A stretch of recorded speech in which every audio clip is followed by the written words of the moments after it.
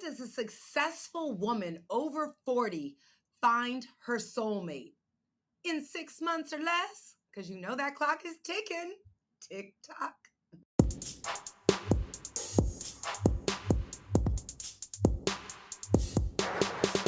What is up, sapiosexuals? Thank you for turning on Sex in South Beach with your girl, Dr. Sanjaya, America's sex educator. And the sex situation we're breaking down today is how does a super successful woman over 40 years old find her ultimate soulmate, her passionate love? How does she find the right partner to build the next phase of her lit life with?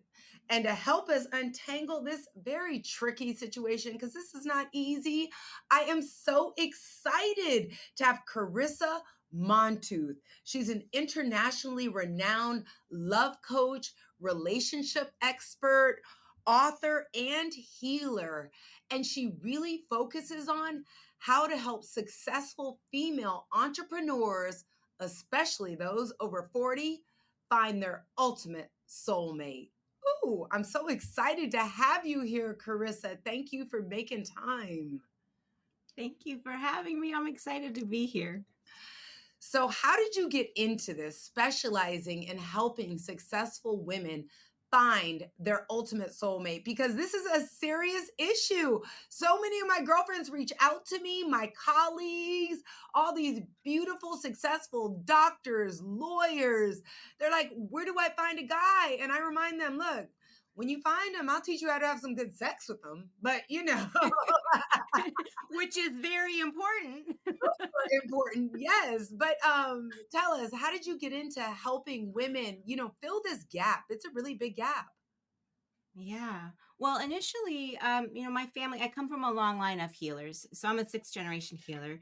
And as I was growing up, I was obviously like looking at the things my family was doing, the women in my family, very spiritually awake and aware women, and thinking this is just normal and cool. But also thinking like, I want to be able to do, it also seemed a little too like what we might say as woo woo now. Like it was kind of weird what they were doing. And I was like, okay, I want to help people, but in a way that feels really legit. Right. So I got my degree in psychology. I got my degree in counseling. I did those things and kind of went that route. But as I was teaching classes in a college setting, I had women that were coming up to me because I was teaching about values and how that related to jobs.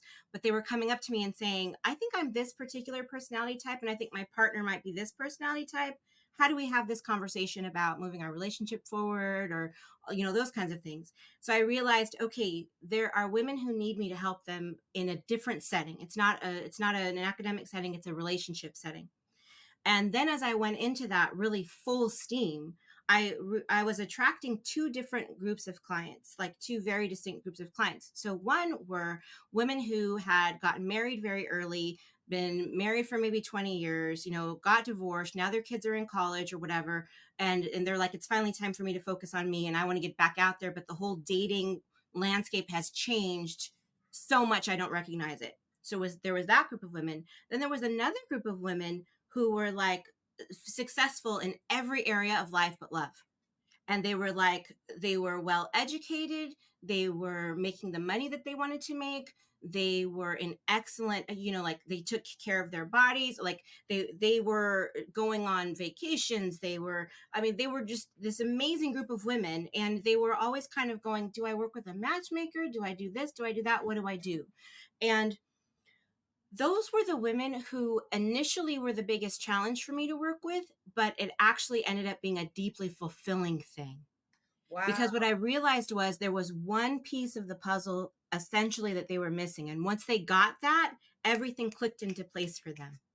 Wow. So I love that. So you have this really, it's almost like you're a genetic healer. You're a healer almost by ancestry, right? You were, you're a sixth generation healer and you were raised in that tradition. And then you went and complemented that with all of these academic degrees that gave you formal expertise. And now you bring the academic power into it and your healing powers, and you help women who have basically found success in every area of their life Except except for love. love. Wow, Yeah. and there's And so many, because right? well, and it's such a uniquely frustrating situation that those women find themselves in, because it's like, we know how to hustle. We Right. know how to hustle to get what we want. We know how to work hard to get what we want. But the thing about love is that you don't make love happen, you make love welcome. Wow. So the weird thing about love is, like, it's not that same hustle energy. So the hustle energy that helps us get in the kind of shape that we want to be in, that helps us have the career that we want to have, that helps us like get our money together, that helps us in every other area of our lives be successful, it does not actually help us in love. It actually works against us in love, because there's an energy in love that is more about being receptive.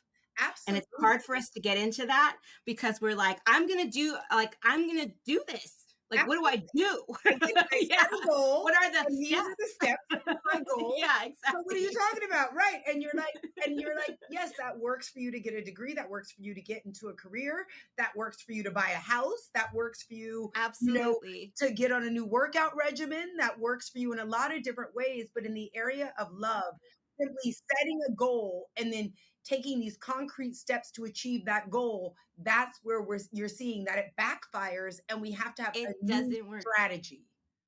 Yeah, and that's why we end up going into dates and treating them like job interviews. Like, there are two different things that I see, cuz we know that our time is very precious, because we're doing really important big things with it. And we don't want to waste our time, we don't want to waste our energy. And when we get to our 40s, we're like, yeah, I don't, I have specific things that I know I'm doing with my time and energy, and it's important.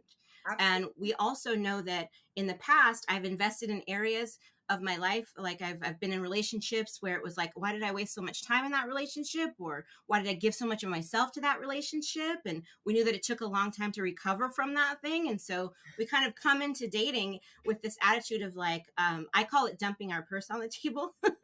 Which is like, we go in and we kind of just go, I don't want to play any games, and so here's all the things that I'm looking for, and I don't want to waste any time. I'd like And 2 kids, I need a house over here, a vacation condo over here. In 4 years, we're gonna go to Italy, and yeah. Um, exactly. so it's funny that you bring this up because I wanted to ask you about dating apps, and I am always on the fence about how to advise people on how to use dating apps successfully. Because if you're a goal-oriented person, like so many successful women are, Mhm. it does make sense, and I can think of at least 5 women, I can count them off, who do treat dating. She's like, "No, I'm single now. I'm gonna go on 3 to 5 dates a week, Mhm. and then in 6 months, I will narrow down the top 5," because she's got a system, just like you would do Yeah. every other goal. Like, Yeah. "I'm gonna find the right neighborhood to live in. I'm gonna go eat lunch there 3 different." So, so she goes on 3 to 5 dates a week, and she has given herself 6 months to narrow down the top 5. And the thing that I feel about dating apps, and I don't have any data to support it, though, is that there's a chemistry between people that, and it's Mhm. maybe the way someone walks, the way someone smells, the way someone looks at you, that Mhm. cannot be calculated within an app. That is, I call it like it's the X factor. We Yeah. might want, we might have the same types of values. We might want the same type of lifestyle.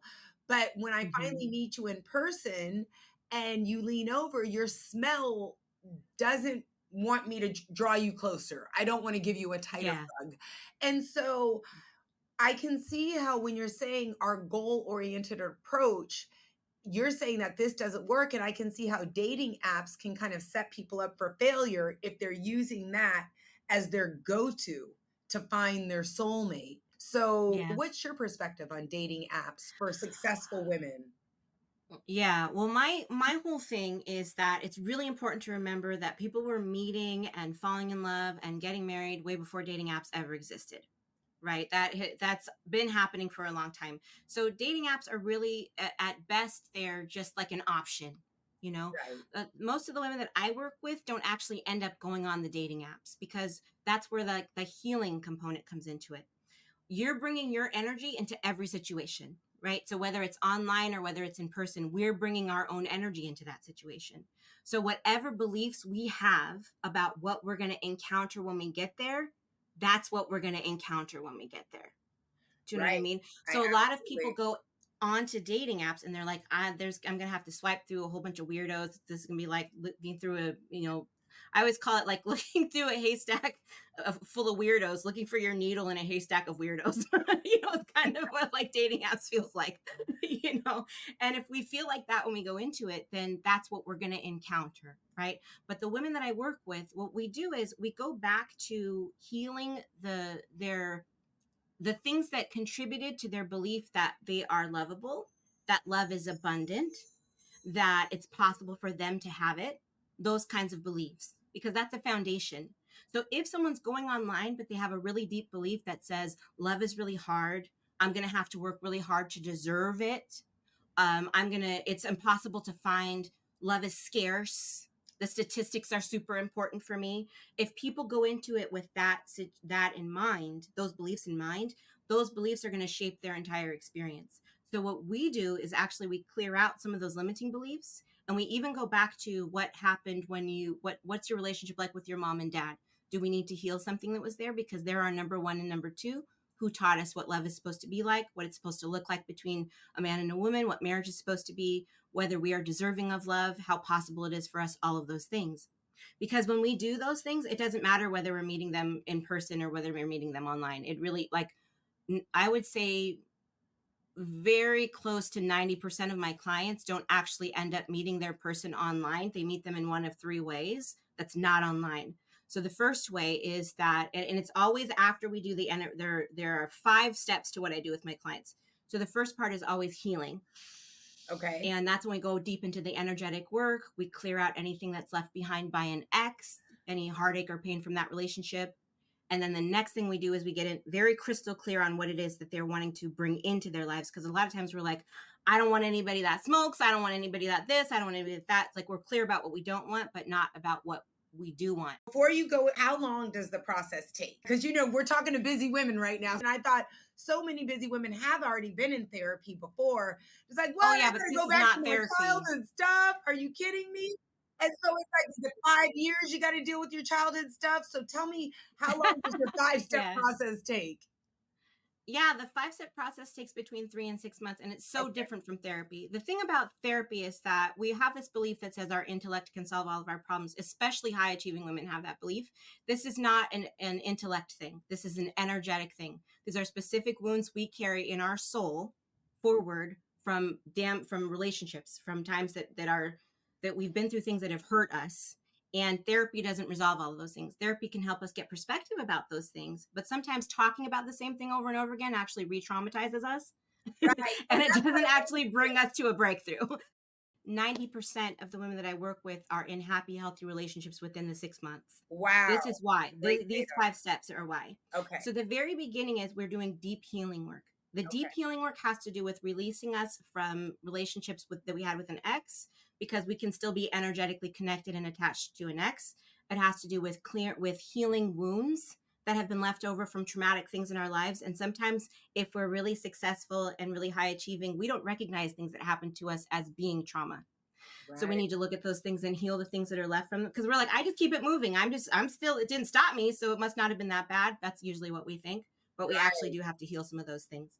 And we also have to clear out specific limiting beliefs. And those are things like, I'm getting too old. I already had my shot. I can't have love and have the career that I want to have. I can't have them both, so I have to choose. We have men are intimidated by me because I'm very successful. We have a lot of those kinds of beliefs that need to be cleared out. So that's all part of the energy work that we do. The second thing that we do, the second stage of it, is clarity. And that's when we get really crystal clear about what a happy, healthy relationship looks like for us on every level. What does it look like in terms of how we both relate to money? What does it look like in terms of how we look at family and the family we want to have? What does it look like in terms of what our spiritual beliefs are? What Right. does it look like in terms of our physical and sexual relationship? So those are like the 4 areas that we look at for clarity, to just And get crystal clear. What does clarity that is mean for what we us? want. This is what we want. Clarity is what we want and how it's going to feel. Okay. What we want and Because if how we're just going what I want, a lot of times we'll be like, what I want is a house that costs at least $1.5 million. Okay, that's cool, but why? it's How are you right. going to feel in that house? Absolutely Like, right. it's because of how you're going to feel in that house. So Absolutely. we look at clarity. Then the third thing we look at is we look at what self-love in action looks like in your life.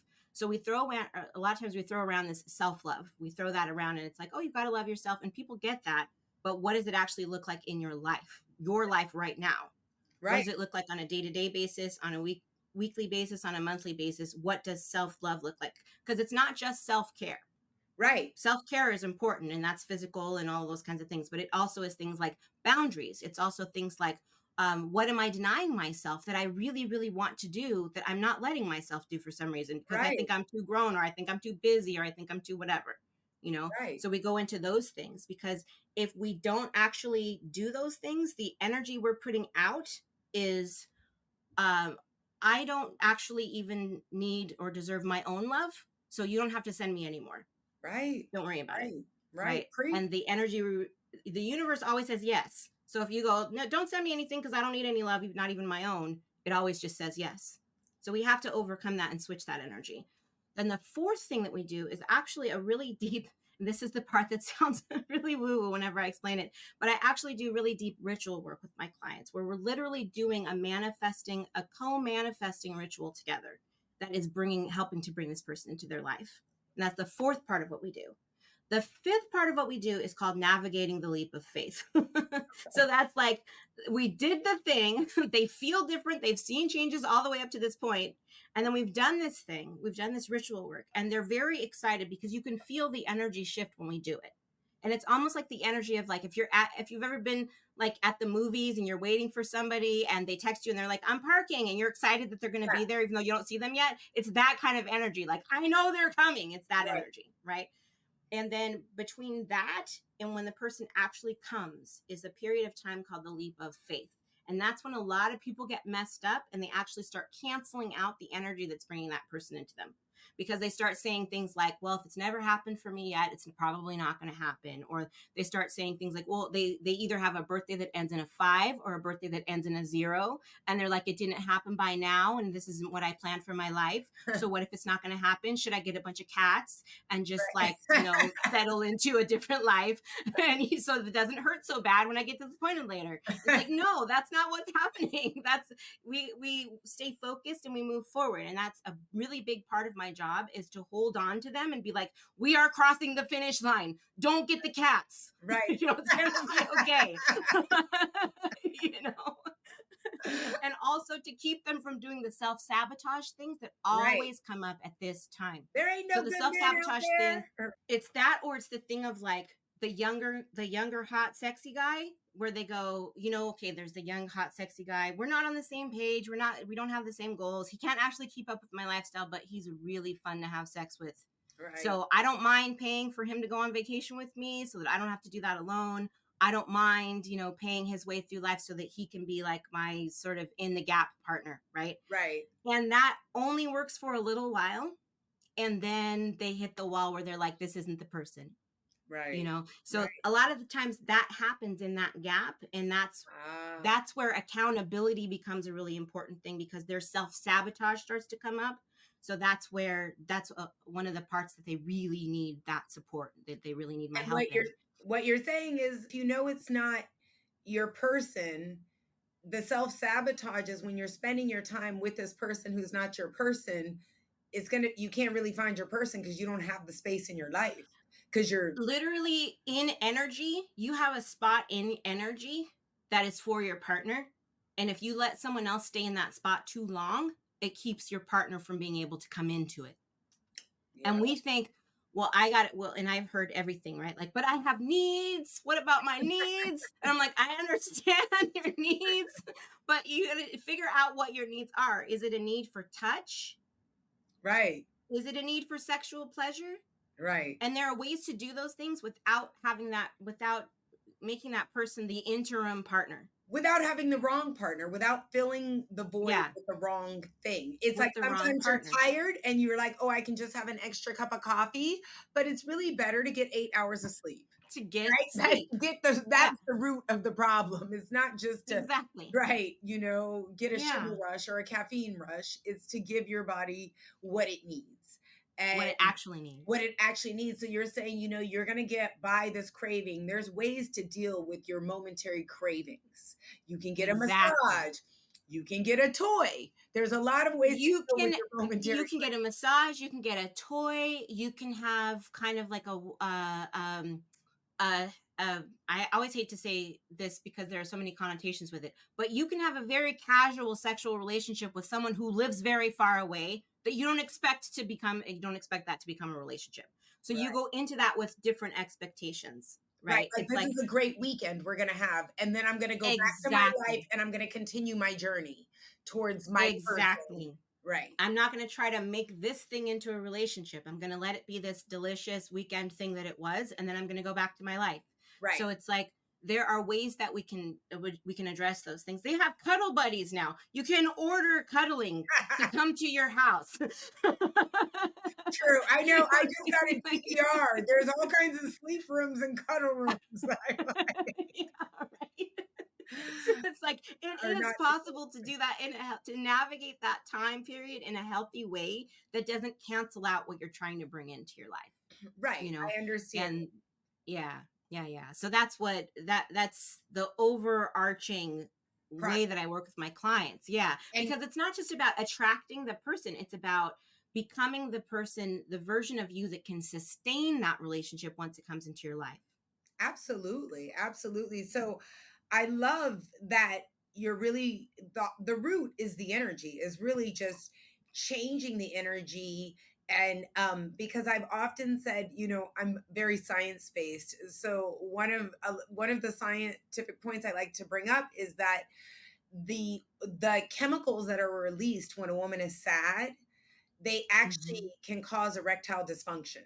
So, like, if a woman is Wow. crying, so she's getting over a bad breakup and she puts on her prettiest dress and her girls take her out and her hair looks great and her makeup looks great and she looks fantastic, but no guy pays attention to her at the bar because she's actually giving off this sort of like this chemical Like a like alarm it's like a system, like, pheromone stay thing, but away not like from in me, a right? yeah. Yeah, so the men get close to her and they just get soft. Like, they're like, "We need to Yeah. stay away from that." And so it really, I agree with you. It really has a lot to do with your energy. And I always promote, as many high achieving women do, that's why it's always great to have goals, because when you're on your way to achieve a goal, you have good energy, you've got the good juju. So, like, people are like, you're like, "Oh, I'm too busy." And that's normally when you'll find someone who because you're on your Yeah. way doing your thing, really taking care of yourself. So that's really, really interesting. I'd like to pivot the conversation, but ladies, pay attention. 3 to 6 months, you can go through that 5 step process. And I love the data that Carissa has presented. 90% of Carissa's clients have found their person, and not online, in their real life. And within the 6 months. And That's within within the the 6 6 months. months, that's the key, Yeah. right? Because we know we got things to do, places to be. Yeah. So I wanted to shift the conversation a little bit, because to women of color, Black women are particularly challenged when finding, especially successful, high achieving Black women. And I have Mhm. known a number of Black women who are like, if only I could mess with this guy who's not at my level, who's still living in his mama's basement, but not making, is really not at their professional level or their social level, not Yeah. someone who they want to bring to the office party. And one of the challenges I think with Black women is there seems to be a really strong commitment to date Black men, which is wonderful. And I think that's common with all races, all ethnic backgrounds, that people tend to try or socialize to find someone from a shared background. I think that's very common. However, for every 100 Black women of meritable age, that's 18 and over, there's actually only 80 Black men alive. And that includes Mm. men who are incarcerated, who are bisexual, and who are gay. And so, in jest, sometimes I'm like, y'all need to date white. You need to go to a place and find where the white men are. And you see, that's what all the commercials say. There's a Black woman and a white man, because that's what our options are these days. And I wanted to get your perspective. How do Black women start dating outside of their race, especially if they have only dated Black men? And is that something that you recommend to clients to look beyond their racial and ethnic background? And if so, how do they start? Well, I always go with whatever a client's preference is initially, but I also look and see, okay, why do you have that particular preference? Is it because you have a particular, like a negative belief about a group of people that we might need to dive into and see like what's under that? Is it because you think that you're going to be badly treated, or because you maybe think that you're not, sometimes we have beliefs that are really old beliefs about what we're allowed to have as Black women, and they can even be carried down through our families. So it's like we might have this belief. I remember when I first got started with what I was doing, I had this belief that was like, Black women are only allowed to make so much money. And I had to clear this belief out energetically. And we have beliefs like that too, in terms of like, Black women are only allowed to be this visible, or Right. Black women are only allowed to date Black men, or different things like that.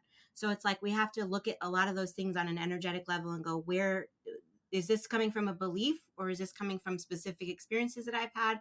How can I heal those things so that when I go out, I am actually making a choice, not just being kind of driven by a compulsion that I haven't ever examined.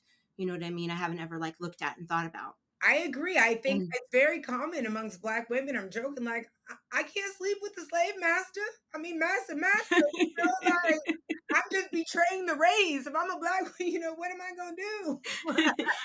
and very often we don't see that on the same side, in terms of with Black men aren't going like, I have to only be with Black women. Mm, you know they've gotten over it. so They got over that a while which is a back. completely other podcast too, but Yeah, but still, um but yeah, I think it's like, then it just becomes, okay, so I'm going to broaden my horizons here a little bit. So how do I do that? Which I think is kind of like gets to the heart of what you were talking about. Like, so right, how do I do that?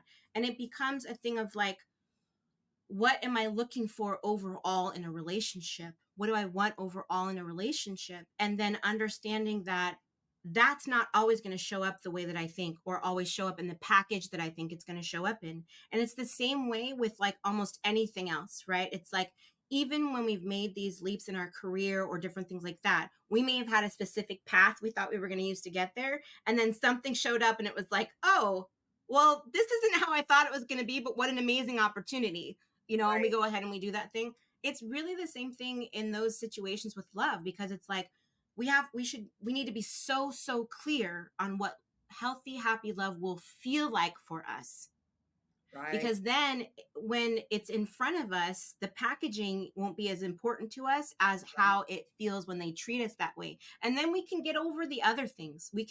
It's like women have this amazing ability, that like, this is something that Alison Armstrong used to talk about all the time, and she called herself a manthropologist. So it's like, women have this really incredible ability that someone can look, we can rate someone on a scale of 1 to 10 as maybe like a 5. And then, but then the way he treats us, if we are asked to rate him later, he can go up to a 7, or he can go up to an 8, he can go up to a 9. It's like, we have this ability as women, that's one of our superpowers. It's like, you become more attractive to me the better you treat me. Absolutely. The So it's not even a thing of like, we have to look for a certain type. It's more a thing of like, we have to be so in tune with what it is that we want, that we can recognize it when it shows up in our lives, even if it's in a different package than we expected. Boom. I love the way that you said that, because there are women who I've worked with who have been in violent relationships or abusive relationships. And in trying to recover from that trauma and embark on a healthy relationship, it's very difficult for them to recognize that him being nice to you is not a sign of weakness. That's not that he's not a man, that he doesn't, him allowing you freedom or not being jealous when you go out with your friends is not a sign that he doesn't care about you. That is Yeah, that is possessiveness and jealousy are not virtues. Yeah. absolutely. And so, And the other part of that too is that until we heal those things, which brings us back to energy, right? What feels like chemistry to us is really just, you have those same wounds and that feels familiar to me. Right. You have the same dysfunction I've been through, and that feels familiar to me. And we Absolutely. think that that's chemistry until we've healed those things from the past. And then we get into the first like healthy relationship, which is super hard because it doesn't feel, nothing feels familiar about it. It's like But what you it help feels good, but it doesn't feel familiar. right. And I think what you help clients do is really like, how do you want to feel when you're in your ideal relationship? How do you want to feel like when the phone rings? How do you want to feel when you see it's his name on the phone call? How do you want to feel when you're getting dressed to go out to dinner with your boo? How do you Hmm. want to feel when you come home? Hey, babe, did you have fun? Right? That you don't want, Yeah. where you been all night? Yeah. And we even go into when we're visualizing those things in the relationship to get those feelings to come up, we'll even go forward like 2 or 3 years and go, okay, it's a Sunday morning, you're waking up, your head is on his chest, his arms are around you, you haven't opened your eyes yet, but you're already smiling, you Oh, know. It's like that feeling, being in that feeling. And we right. go deeper into that, right? Because you can feel that. You feel that in your body. And it's Yeah, like before you even wake up all the way, you're happy, you know? right, Like we right, have to get to that. And then we kind of go backwards from that and go, okay, what are the things that would make that relationship that way? You know, what, what, not just like chemistry things, but foundation of compatibility. right, What is right. going to make you feel safe and secure there? And so when you help clients get into that space, so they really know how they want to feel when they're in their relationship. So what do you think happens in their life that really makes this happen for them within 6 months? Is it that they actually are walking around in this space of like, I know how I want to feel. I absolutely believe that this is possible. And I know that I'm enough and that I'm deserving of this. And then like magically it just happens. But I think what it sounds like you're saying, and I say this often, like when people have really, really great sex, and they've Hmm. got all the juices flowing, because they've just, produced dopamine, oxytocin, prolactin, Oxytocin. all the good stuff. Um, so, and then everyone is all of a sudden attracted to them. All their exes want to call them, right? Wherever they go, everyone's attracted to them. Yeah, yeah. So it's like, another way of saying it is like, that guys are attracted to. They see a woman who's got all that self love. She's feeling good. She's on her goals. And they look at her like, let me go ruin her life. She looks radiant and confident. Let me Yeah. go make Let her me see stumble. what mess I can make over here.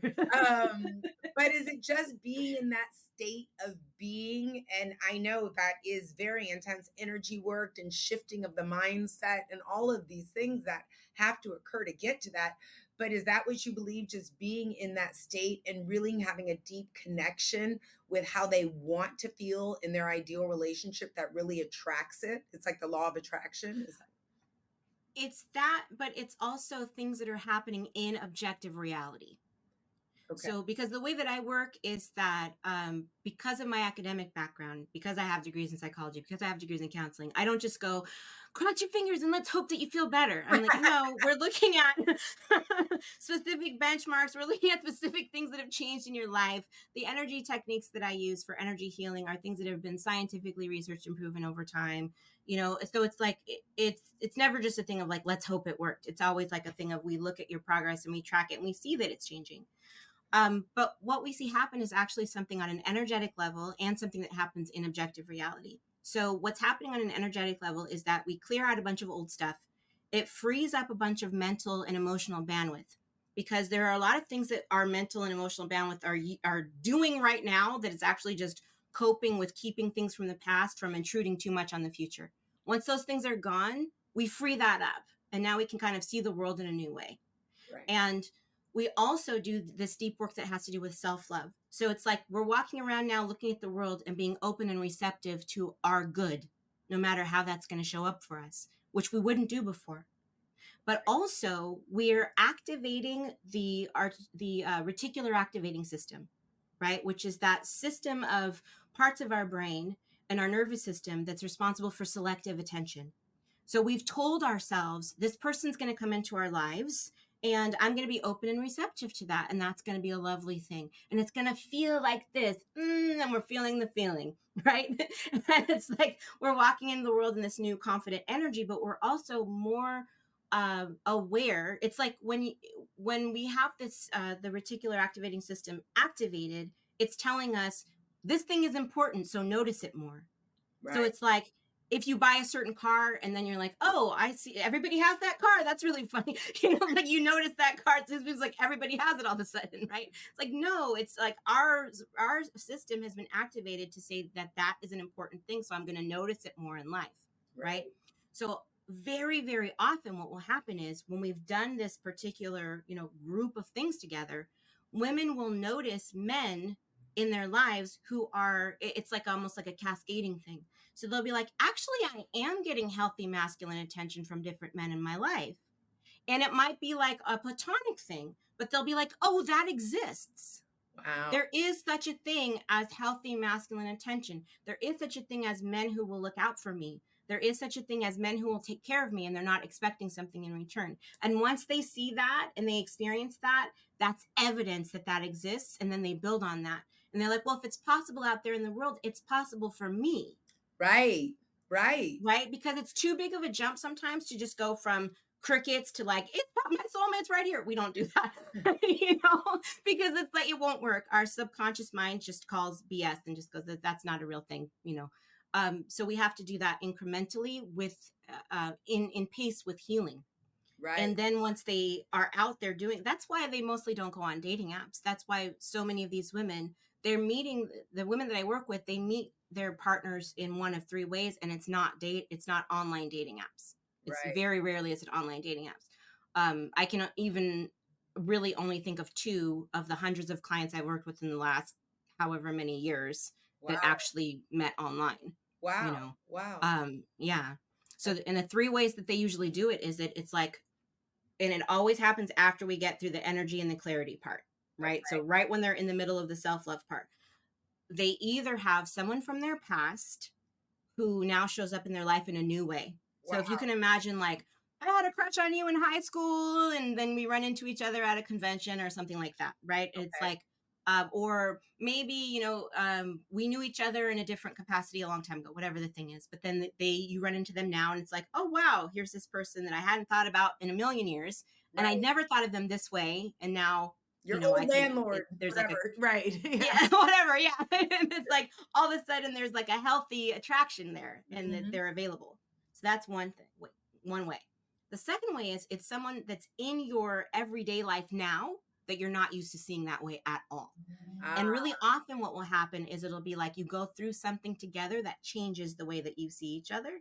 And you're like, oh, you're actually a romantic prospect. I didn't right. think of you that way. I thought of you as a colleague or I thought of you as whatever the thing is. Neighbor. Right. A neighbor, yeah, whatever the thing is. The third way is that someone we both know, will introduce you. So I had a client who actually met her husband when her aunt was behind him at the dry cleaners, and he stepped aside to let her aunt go first. Oh. And her aunt thought, "What a lovely young man! My niece is single.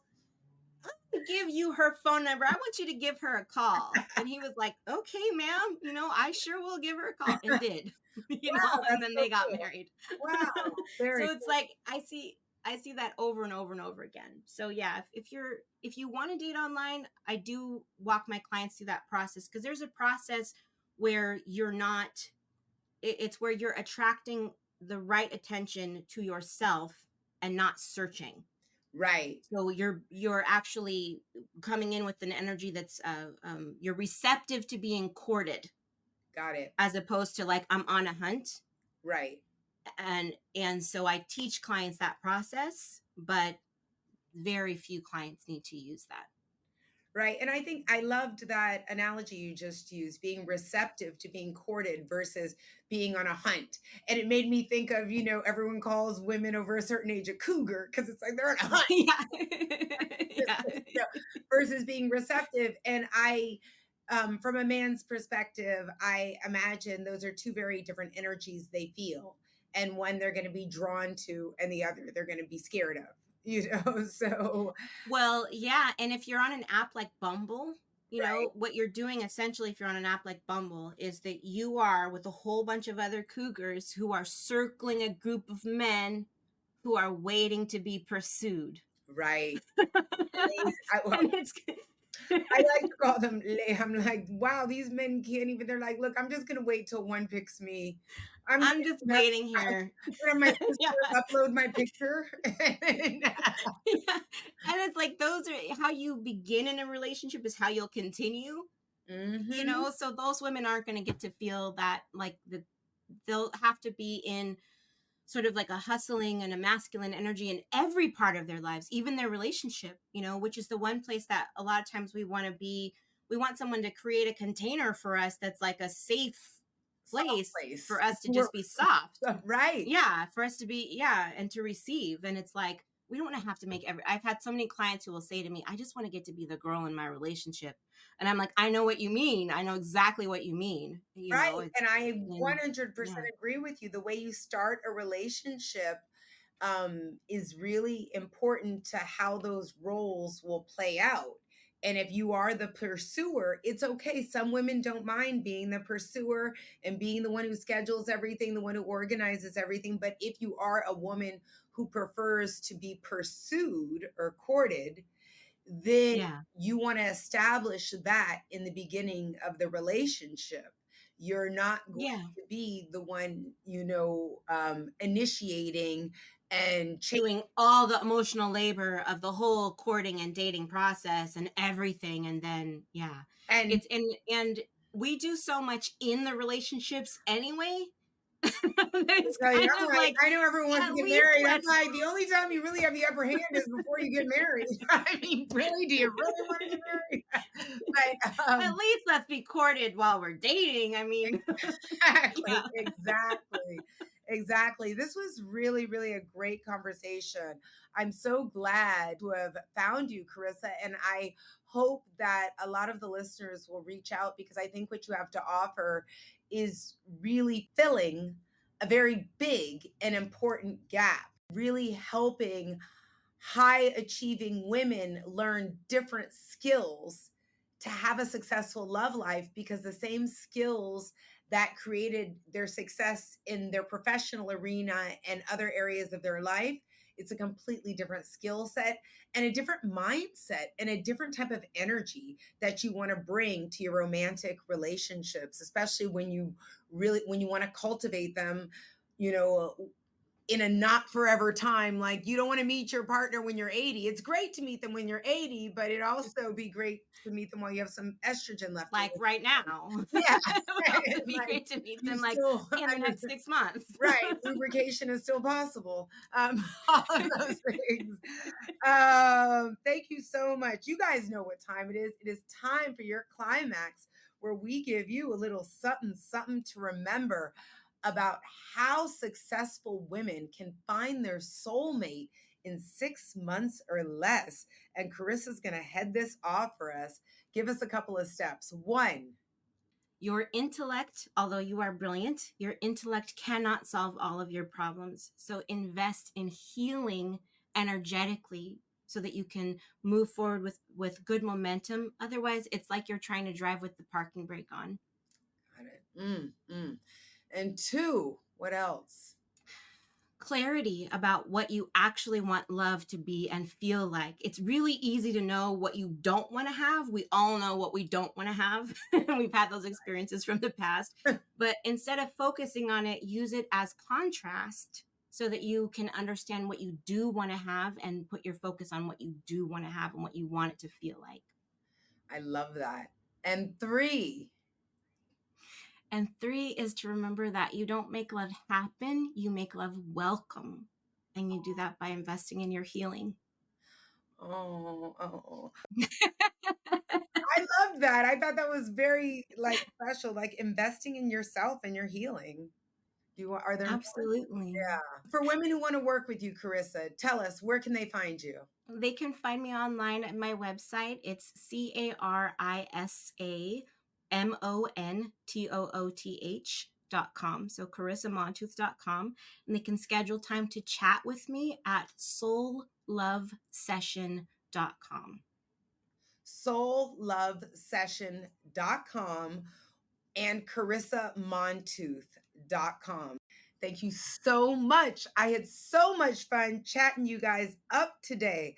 For your daily dose of Nookie knowledge, check me out on all the social media networks. That's DRSONJIA on TikTok, LinkedIn, Instagram. What you waiting for, boo? You know you want to link up. I had so much fun getting educated by Carissa today and helping all of the high achieving women over 40 figure out the next steps in their journey to find their ultimate soulmate. And I cannot wait to do it again next time. Thank you so much for tuning into Sex in South Beach, where everyone comes for happier, healthier sex.